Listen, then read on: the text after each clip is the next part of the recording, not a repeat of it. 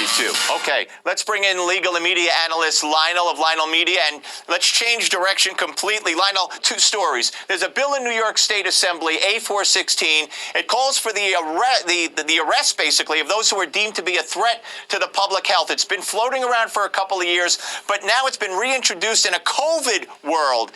How scary is this? Can you see them locking people up if they test positive for COVID, taking them away? Absolutely. And what I also can see is a number of people thinking that for some reason, the constitutional protections that apply to due process are somehow waived or are winked at in the case of pandemics and the like. The laws are the same. The Constitution is the same. Absolutely. And let me also tell you something, Steve. What scares me even more is not necessarily that, but the acquiescence of a number of individual citizens who think, well, in this particular case, we've got to bend the rules. That's what scares me. Indifference and ignorance. All right, and I want to move on to an actor whose name people may not know, but they'll know the character he plays, Rowan Atkinson, better known as Mr. Bean. And he recently said something that I know you'll be most anxious to weigh in on.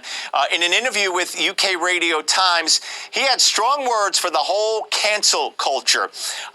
Online, it becomes either you are with us or against us, he said. It's important that we're exposed to a wide spectrum of opinion. But what we have now is the digital equivalent of the medieval mob roaming the streets looking for someone to burn. So it is scary for anyone who's a victim of that mob, and it fills me, he said, with fear about the future.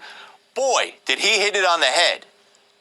By the way, he's correct, and also people like John Cleese, who don't necessarily share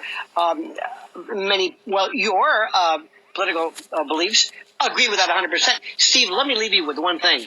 Where we are heading right now, especially in view of what happened this week and with the former First Lady saying that the President of the United States and ex-President should be expurgated and bulverized and removed from social media, what we are leading to is a classic case of this Chinese social credit score, where eventually not only is what you are saying deemed problematic, but it should be somehow marked, kind of like the Scarlet Letter or the Mark of Cain or something. Yeah. This is where we're going, because this is the left right now is like an engorged tick that is feeding off of the blood of what they believe to be their vanquished Trump, and they can't get enough. They want to somehow dematerialize, pulverize his DNA into nothingness. They can't get enough. This is tortured pitchfork mentality run amok. So this is, and let me also very quickly, whatever they do to you and me or him, they're going to do to somebody else next time. That's what's happening. That is right on. They will not stop. They will never be satisfied. Lionel,